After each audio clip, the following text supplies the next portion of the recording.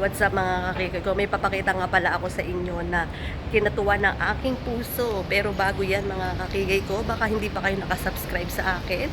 Pwede kayo mag-subscribe para naman mapanood ninyo ang mga walang kakwenta-kwenta kong video. Ayan, at pakiclick na rin ang ating notification bell. Baka mapagawi kayo palagi sa akin. Makikita nyo aking mga kaeng-engan dito sa YT. Ayan, may papakita ako sa inyo mga kakigay ko. At talagang kinatuwa ng aking puso na may halong inggit na mapapasa na all ka na lang. O, subscribe muna kayo sa aking channel.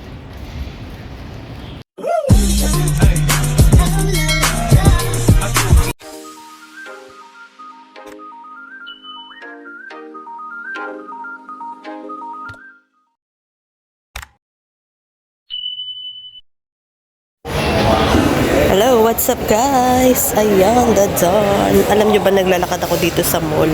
Tapos nasundan ko tong dalawang matanda. Alam mo ba yung mga matatanda na ganyan na sweet-sweet pa? Ay, talagang inyong ina, anak yun ng ina nyo ay naiinggit. O diba, magkahawa ka. Ayan, nagbitaw tuloy. Hindi guys, nakakatuwa lang kasi nga sa edad nila na matatanda na sila.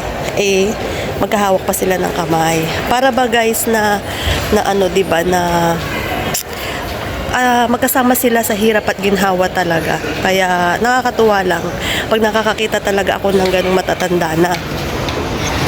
O, 'di ba? Alam niyo ba na pagpasok ko pa lang sa mall, nakita ko na yun. Tapos sinusundan ko talaga siya. So, yun nga.